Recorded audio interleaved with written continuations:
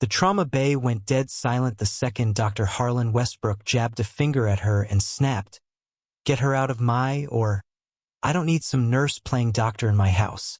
30 seconds later, the man on the table flatlined. Cali Reeves didn't argue, didn't so much as blink. She stepped up, called the rhythm, ran the code, and dragged him back from the edge while Westbrook stood there with his arms crossed and his face turning the color of a stop sign. Nobody clapped. Nobody said a word. They just watched her peel off her gloves, chart the intervention in that same steady handwriting she used for everything, and walk back to the supply room like she hadn't just pulled a man out of the grave in front of 12 witnesses. What none of them knew, what nobody at Hion General had a clue about, was that this quiet trauma nurse with the cropped dark hair and the eyes that never quite moved fast enough to look scared once answered to a call sign that made hardened officers go dead silent in briefing rooms. And somewhere out there, in the next 6 hours, someone was coming to make sure she never answered to anything, ever again. If this story's already got its hooks in you, smash that follow button, drop a like, and tell me in the comments what city you're watching from. I want to see how far this one travels. Alright, let's get into it. Hion, Ohio wasn't the kind of town that made the 6 o'clock news. It sat dead center in the state like something the interstate forgot to pick up, a couple grain elevators on the east side, a rusted-out rail yard to the west, and a regional medical center built for 60,000 people that now had to stretch itself thin for double that, because the nearest real trauma center was a solid 45 minutes south on a good day. Hion General wasn't famous for a single thing. Decent cardiac unit, an ER running on fumes and overtime, and those flat beige hallways that made even healthy folks look like they belonged in a bed. Cali Reeves had worked Trauma Bay 2 for 3 straight years, and she'd picked Hion on purpose. Nobody comes looking for anybody in a place like this. It's the kind of town you disappear into, not out of. Rent was cheap, the shifts were brutal, and nobody ever asked where you came from before. The other nurses figured she'd burned out somewhere in Columbus or Cincinnati. The charge nurse, a tough-as-nails woman named Dottie Marsh, hired her on the spot after watching her single-handedly manage a 3-patient bleed-out during her interview week without so much as raising her voice. Dottie knew talent when she saw it, and she didn't dig any deeper than that. Cali had filled out every form under her legal name, the civilian name, the social security number that had run clean for 4 years, the nursing license issued 18 months after she walked into a county clerk's office in southern Indiana and started building herself a whole new life from scratch. 2 references who'd vouch for a job at a clinic that had conveniently since shut its doors. Transcripts from a community college program that had survived some merger nobody bothered to double-check. Everything held up because the folks who built her cover were pros, and because everyone who might have come looking believed she was 6 feet under. And for 4 years, that had been just fine by her. The morning it all blew wide open started ordinary enough. A 14-year-old with a ruptured spleen, a 32-year-old going into cardiac arrest, and a woman in Bay 4 who'd swallowed a fistful of her husband's blood pressure pills on purpose and wasn't talking to a soul. Cali rotated between all 3 with that same locked-in quiet of someone who'd learned a long time ago that panic is just adrenaline wearing the wrong jacket. By 7:30, she'd stabilized the teenager, handed the cardiac patient off to the ICU crew with a full report, and sat with the woman in Bay 4 long enough to get her crying once, then asking for a glass of water. Small wins, the kind that never show up on a performance review but keep people breathing another day. Dr. Harlan Westbrook rolled in at 8:15, the kind of man who filled up a room just by existing in it. Not loud exactly, just entitled, the way certain guys move through the world like the floor was poured specifically for their boots. 53 years old, silver at the temples, chair of emergency medicine at Hion General, which meant in an 8-bed department, his word was law. Cali had spent 3 years learning exactly how much space to give the man. Turns out, that particular morning it wasn't nearly enough. At 8:22, the VIP rolled in, though she didn't know he was a VIP yet, not until the hospital administrator, a jumpy little man named Gregor Fitch who always looked like he'd just gotten bad news, showed up flanked by 2 guys in suits, wearing the specific look of someone performing competence rather than owning it. The patient, heavyset, late 60s, unconscious, came off a black SUV that had pulled up to the ambulance bay with the kind of rehearsed urgency that told you these people had drilled this exact moment before. One of the suits leaned toward Westbrook. "Federal contractor. Mr. Fitch's got the authorization paperwork." Westbrook moved to the head of the gurney like a man who'd been waiting his whole career for this exact spotlight. "Bay 1, he barked. "Get me Margolis from cardiology. Somebody get these nurses organized." That last word, organized, landed with a very specific weight. It meant get out of my way. And Cali was already at the monitor. She'd clocked the rhythm the second they wheeled him through the doors, irregular, degraded, the P-wave all but gone. The words left her mouth before she'd even decided to say them. "He's in third-degree AV block. He needs pacing, not a cardiology consult." The concussive pop of a flashbang going off wide, followed by the coordinated shuffle of men who'd trained hard for exactly this, rolling fast through a space they'd already mapped out. They hadn't come for the Admiral. They'd come for her. The blackout lasted for seconds. Cali was moving by the second one. No thinking was the wrong gear entirely for this. Her body found the wall beside the medication cart, dropped below the bay window's sightline, and hauled Admiral Dole down with her before his own security had fully caught up to what was happening.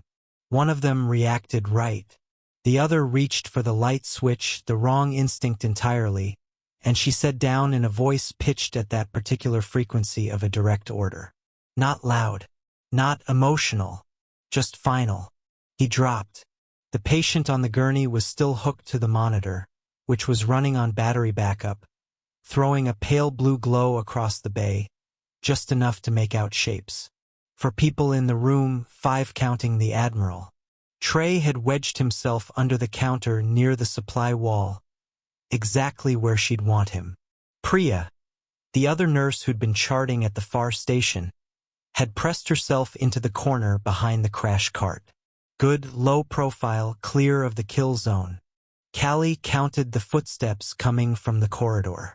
2 sets, fast but controlled, no panic, tactical movement, working in pairs, meaning at least 4 total, maybe 6 if they'd staged back up at the stairwell she'd clocked 40 minutes ago. Back when she was still telling herself this wasn't her problem. The Admiral's breathing stayed even. She registered that with something close to respect. He was scared.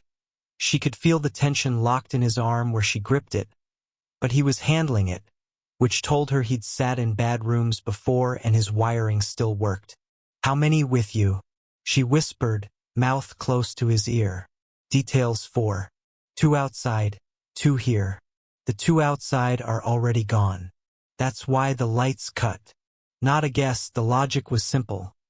Kill the exterior security before the flashbang, shrink the response window, sow confusion inside before anyone can call it in. Standard hit playbook dressed up as a facility incident. "Who are you?" he asked. "Right now, I'm the person keeping you breathing. We'll sort the rest out later." She heard one of his security men, Vasquez, she thought, from something the aide had said earlier, start to shift his weight toward the door. "Don't open that door," she said. "I need to make contact. You open that door, you're giving them a lit silhouette in a dark hallway, and they will put you down before you clear the frame." Her voice never rose. "They're not here to take hostages. They're here to eliminate. You understand the difference?" Vasquez went quiet a beat. "Yeah." "Then stay low and stay off that door." She was already thinking past it. 1 main entry, the double swing doors, and a secondary route through the supply corridor behind the medication wall, technically keycard locked, except she jammed the latch with a folded strip of tape 3 months back because the lock stuck during codes and she'd gotten sick of fumbling for her badge. She'd reported it to facilities twice. Facilities never fixed it. Sometimes a little impatience is the difference between having options and having none. She moved to Trey, pressed against the wall, knees up, eyes wide but hands rock steady, which told her everything she needed to know about him. There's a corridor through that door, she said. The taped latch, you know it? You're the one who taped it. Dottie complained about it at shift meeting. It'll open without a badge. Take Priya, go through, get up to the ICU stairwell.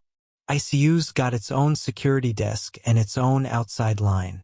Call the county sheriff. Tell them active hostile event, Hion General, trauma wing, federal personnel on site. Say federal. That word matters. What about you? Right behind you. She wasn't going to be right behind him. He probably knew that too. He went anyway, because the alternative was crouching in the dark with armed men in the hallway, and because she'd said it with enough conviction to give him permission to move. Priya made a sound, almost a sob, choked it back, and followed him through. The door clicked shut. Cali turned back to the room. You used a call sign on me earlier, she said to the Admiral. 2 seconds of quiet. Yes. That call sign belongs to somebody who died 4 years ago on a classified extraction in Kashari province. That's the official report. I know what the report says. Then you know why I'm a little surprised to be having this conversation. She watched the gap under the bay doors. The corridor light was wrong, too flat, meaning they'd killed the emergency backups too, which meant inside access to the building systems, which meant this had been in motion long before the Admiral even showed up today. I authorized that operation, he said, something in his voice that wasn't quite guilt but lived in the same neighborhood. The extraction plan was mine. It left my unit on the ground 19 hours past the pickup window because somebody rerouted the quick reaction force to a secondary objective that didn't exist. Silence. There were 7 of us, she said. I'm the one having this conversation. The other 6 aren't. More silence, the kind that confirms rather than denies. I didn't know, he said. I want you to understand that. I didn't find out about the reroute until 8 months after the fact. And by then the report was filed and you'd been declared Kia. Yeah. She moved to the crash cart, pulled the bottom drawer and found what she needed. A scalpel still sealed. A length of 4 tubing, 2 saline bags. Not weapons, not in any conventional sense, but she was already working out how to turn this room into something other than a trap. I spent 3 years trying to find out who rerouted that QRF, Dole said. I'm here because the federal investigation I've been cooperating with is 2 weeks from indictments. Somebody clearly knows that. Who else knew you were coming to Hion today? My aide. The 2-man advanced security team. The transport coordinator at the base. The advanced team that's currently off the board. He caught her meaning. His jaw tightened. One of those 4. Or somebody they talked to. Or somebody who got into the scheduling system. The logistics don't matter right now. She moved to the wall beside the door. What matters is they staged this as a hospital security incident instead of a straight hit, which tells me they want it to look like chaos. An accident. Collateral damage during a breach. That buys them time to clean up before federal investigators can establish a chain of custody. The patient on the gurney made a sound, low, confused, someone surfacing from an induced haze. The monitor held steady. The counteragent was working. He's coming around, she said. He can't be in this building when things move. He's a federal witness. He's a target. Same problem, different shape. She looked at Vasquez. Is there a second way out that doesn't run through the main corridor? He thought it over. Loading dock, south side. But that's 2 floors down through a service elevator on its own power circuit. I know. I've worked here 3 years. She held his eyes. Can you get him there if I buy you a clean window? Depends how long the window is. 90 seconds. Maybe 100. That's not much. No, she said. It isn't. The door came open at 14:23. She'd checked the monitor clock once. Out of habit. She'd heard them stacking outside, that shift in acoustics when bodies fill a corridor and stop moving, and she'd taken position behind the crash cart with the 4-line in one hand and the saline bag in the other, holding the particular stillness of someone who'd run variations of this before, in places that would never make it into any official record. The door swung inward. The first man through moved fast and low, the professional confidence of somebody who'd done room clearances plenty of times and expected this room to behave like every other room they'd softened up beforehand. Darkness, civilians, no armed response. He got 3 steps in before Cali swung the saline bag straight into his face. It wasn't pretty. Real violence never is. It was weight, timing, and the willingness to commit before the other guy's brain caught up. The bag hit hard enough to snap his nose and knock his momentum sideways, and she was already past him, locking his weapon arm at an angle the joint didn't tolerate, and when he dropped she put him down the rest of the way with a knee and held there until he stopped moving. The second man cleared the door 2 seconds behind the first. He found his partner on the floor and Cali in the exact wrong position, not cowering away from the threat like the sweep had promised, but standing between him and the only thing left in the room that mattered. He hesitated less than a second. That was all she needed. She used the 4 tubing, looped fast, tension locked before he could recalibrate, and the next 14 seconds weren't something she'd ever described to anyone who asked, because explaining them would mean explaining things about herself she'd spent 4 years making sure nobody had to know. When it was done, her breathing was ragged and her forearm had a fresh mark where a watch had caught skin, and both men were down and secured, and Vasquez was already moving the Admiral's witness through the supply corridor with Dole right behind him. She stood in the dim blue monitor glow. The patient on the gurney looked at her with the unfocused stare of someone waking from a chemical nightmare, not entirely sure the next few minutes were real. "You're in a hospital," she told him. "You're going to be okay. Don't move." He blinked. "Who? Doesn't matter." She checked the door. "Don't move." She crossed to the window. Through the bay glass, the lobby came apart in pieces, one suited man down near reception, Dole's remaining security engaged with somebody near the elevators. Gregor Fitch pressed against the administrator's door with his hands over his head, clearly not built for this kind of workday. She needed a count of how many were left. She needed higher ground. And she needed, this was the part she hadn't fully worked through, to decide whether she was going to do what every fiber of her operational history was screaming at her to do, or head up 2 floors to the ICU, hunker behind the security desk with Trey and Priya, and wait on the county sheriff. The overhead PA crackled. Somebody had found the intercom, not hospital staff. The voice had that compressed, deliberate cadence of someone reading a prepared line rather than making a real announcement. "Attention staff, this facility is under a security lockdown. All personnel shelter in place. This is a federal operation. Anyone interfering with authorized federal personnel will be subject to—" She stopped listening. "Not a federal operation. Federal operations don't cut the power. They don't use that phrasing. They don't dress 4 men as orderlies and run contamination through a secondary 4-port. She knew what real federal operations looked like. She'd been part of enough of them. This was a cleanup crew.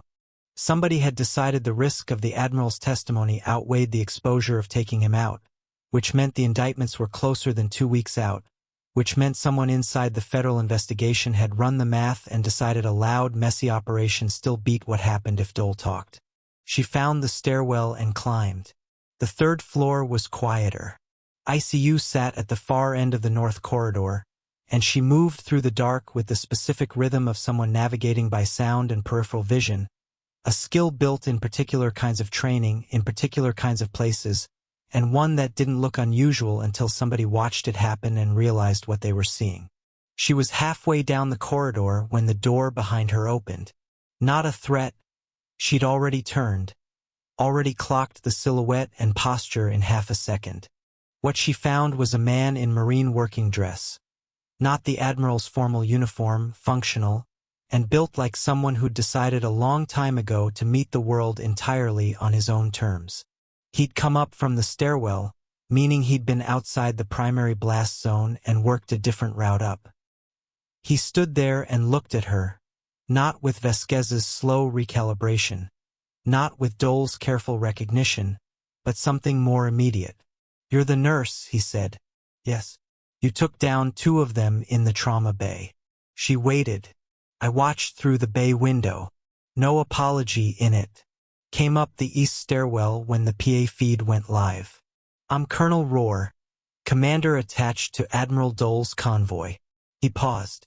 I've seen people move the way you moved in that bay. Not many people. And definitely not nurses. She held the silence a beat. How many are left on this floor? 2 in the lobby. 1 I'm not sure about, went into the admin wing, lost the visual. He studied her. I had a radio call with the Admiral 30 seconds ago. He gave me your call sign. She felt that sentence land.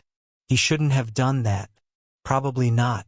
Rohr looked at her with something that wasn't pity and wasn't admiration either. A very specific kind of professional assessment. Going to tell me it's wrong? She didn't answer that. The 1 in the admin wing, she said instead, isn't a tactical asset. He's the handler. He'll be destroying records and pulling the paper trail while the others keep the incident hot. Something shifted in Rohr's face. Destroying which records? The authorization chain for this operation. Whatever connects the people who ordered it to the people executing it. She looked down the corridor toward the admin junction. If he gets out with that, the indictments collapse. The 2 in the lobby become isolated actors with no command structure to trace. Rohr went quiet just long enough to understand exactly what she was saying. ICU security called the county. ETA 12 minutes. 12 minutes is enough.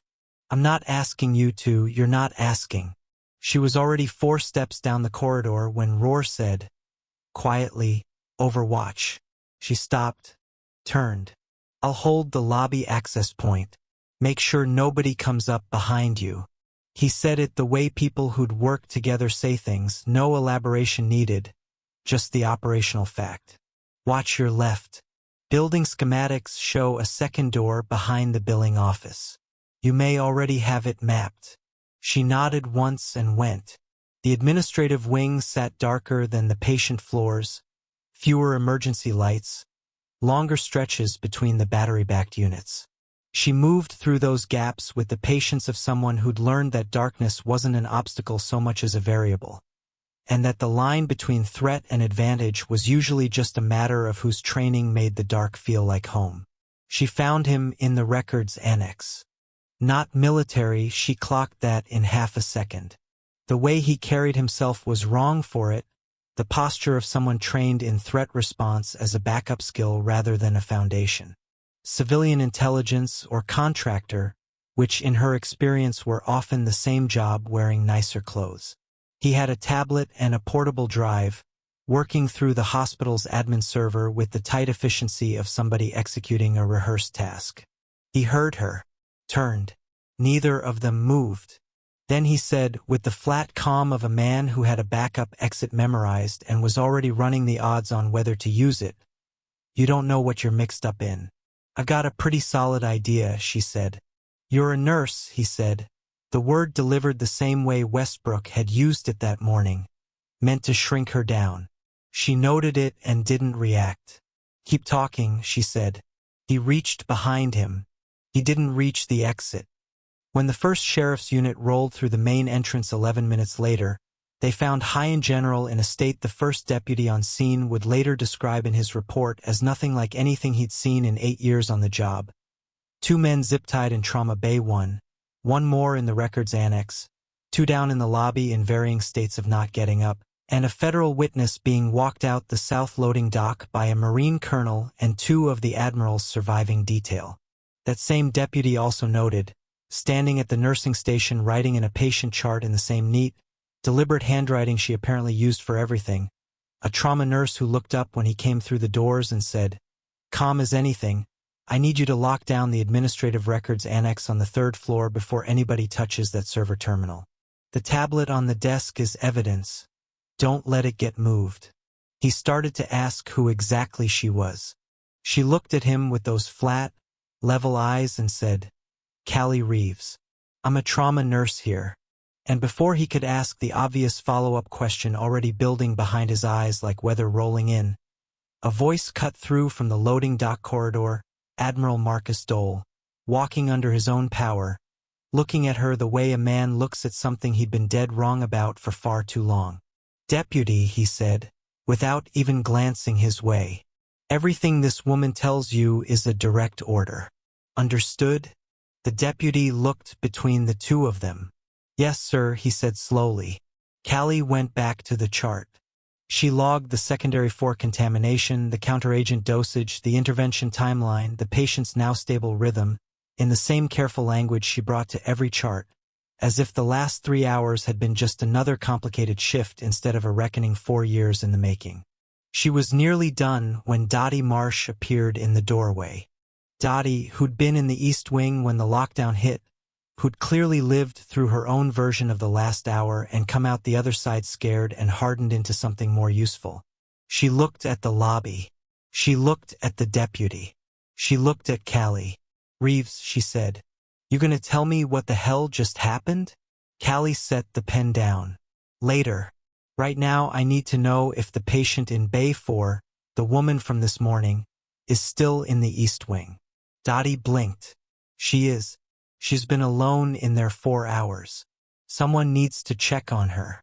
Cali stood, grabbed her badge lanyard, and started for the East Wing. "Cali." Dottie's voice stopped her. Not confused this time, but certain. The voice of someone who just assembled a whole picture from pieces she'd been staring at for 3 years without realizing they fit together. "Who are you?" Cali paused. She glanced back once. The Admiral was watching from across the lobby with the look of a man who'd carried a weight for 4 years believing it was permanent, and had just been told by circumstance that the math had been wrong the whole time. She turned back toward the East Wing and said, quiet enough that only Dottie could hear it, "Right now, I'm the nurse who needs to check on a patient." She walked through the door.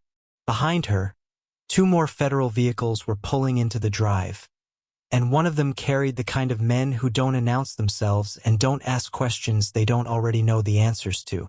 In the lead agent's hand, as he stepped out into the Hion afternoon, was a photograph 4 years old and worn soft at the edges from riding in the same jacket pocket for a very long time. He looked at the photo. He looked at the hospital entrance. He tucked the photo away, and then his radio crackled with a voice, Roar's voice, from the 3rd floor, saying 4 words that made the agent close his eyes for a second, then open them and walk toward the entrance with the changed energy of a man who'd just learned the thing he'd spent 4 years chasing was already standing inside. "She's here," Roar said. "She's already here." The agent's name was Saul Vetter, and he moved with the economy of someone who'd spent years in places where drawing attention was the same as making a fatal mistake. He came through the hospital doors without stopping for the deputy, crossed the lobby without a glance at reception, and found Roar on the 3rd floor. They stood together for 30 seconds and had the kind of conversation with almost no wasted words. "Where is she?" Vetter said. "East Wing. Checking on a patient." After everything that just happened in this building, she went to check on a patient? She did. Vetter absorbed that. "What's her read on the situation?" "She made the handler before I did. Called the secondary 4 contamination before the medical team caught it. Called the lobby staging pattern inside the first 60 seconds. Roar held his gaze. "She also told me the one in admin would be destroying records." She was right. Was he? Tablets bagged. "Forensics will tell us what he got out before she stopped him." Vetter nodded slowly. "And the loading dock? His witness is stable. Your people have him. Good." He turned toward the East Wing corridor. "I need to talk to her." "She knows," Roar said. Vetter stopped. "She knew you were coming before you walked in." "I didn't tell her, the Admiral didn't tell her, but when I passed back through the lobby she was already writing in that chart, and she said, without even looking up, 'Tell your federal contact I'll be available in 15 minutes. Vetter turned that over. She said, 15 minutes? "Yeah." He checked his watch. "How long ago was that?" Roar almost smiled. 13 minutes. She was in Bay 4 when Vetter found her. The woman, Lorraine, sat upright now, blanket around her shoulders, half a cup of water gone, her eyes actually tracking. Cali was talking about nothing important, water pressure, supply shortages, giving her a voice to hold on to instead of a diagnosis to fear. 2 more minutes, Cali said without turning. He gave her 2. When she stepped out, she looked at his badge and said, "Sol Vetter." Wondered when your office would close the loop. What followed was fast and merciless. In a county records archive smelling of old paper and sealed damp, Cali pulled a banker's box she knew by memory alone and laid out 4 years of proof. A defense contractor called Vorlin Group, a buried amendment that had quietly handed rapid response authority from military command to a private firm, the exact mechanism that had left her unit bleeding out on a mountainside for 19 hours while somebody rerouted the cavalry to a target that never existed. It wasn't a botched military order. It was a business transaction that worked exactly as designed. Then came Nadia, the ghost on the other end of a decommissioned line, the source who'd been feeding Vetter's investigation for 18 months from the shadows, who arrived at 12:47 a.m. with a bag of independent evidence that didn't touch classified systems and therefore couldn't be buried by any national security challenge. Senator Aldrin Brace's legal team tried anyway, filing an emergency motion to choke the case in red tape before dawn. It died at 10:15 that morning, denied cold. By 5:58 a.m., Brace was in federal custody. 6 weeks later, the indictments dropped. Brace, retired Colonel Ferris Dunn, 3 Vorlin executives, 47 counts strung across the whole rotten operation, and the country finally read 6 names that had been buried under a classification stamp for 4 years. Webb, Falo, Kraft, Ormsby, Sandhu, Castellano. Cali testified in Washington for 4 hours, naming each of them not as Kia designations but as people, the way Webb repacked a trauma kit wrong but fast, the photo Castellano kept folded in her gear, the habit Sandhu had of counting his equipment under his breath before every op. Back home, Westbrook resigned his chairmanship 11 days after the incident. No criminal charge, just the quiet consequence of a bad call that had opened a door other people walked through. Cali took the news the same way she took everything now. Flat, correct, no fireworks. That's what accountability looks like, she told Dottie. It's not satisfying. It's just correct. The Department of Defense opened formal review of the 6 deaths, promising corrected records and honest notifications to families who'd spent 4 years believing their people had simply vanished. Admiral Dole called her weeks later, said the citation for her actions during the extraction, the one that never existed because the mission had been logged as a total loss, was finally being written, for years overdue. You saved the case, he told her. You saved the witness. You saved me. And then you went back to work the next shift. I'm not most people, she said. And I'm not a story. I'm a nurse. Those things aren't contradictions. He was quiet a long moment, the particular silence of a man recalibrating something fundamental about what he'd always assumed mattered most about a person. On an ordinary gray Friday morning 3 weeks after the indictments broke, a young resident named Marcus Park cornered her at the station and asked the only question that actually mattered. How did she just come back and do the job after everything? Because the job is real, she told him. The politics, the investigations, the people who decide whose lives are acceptable losses, that's real too, but it isn't immediate. The guy in Bay 3 with the blown electrolytes is immediate. That's the difference. She sent him back to his patient. The ambulance bay doors opened. New admission, 43, construction accident, blunt abdominal trauma, pressure dropping.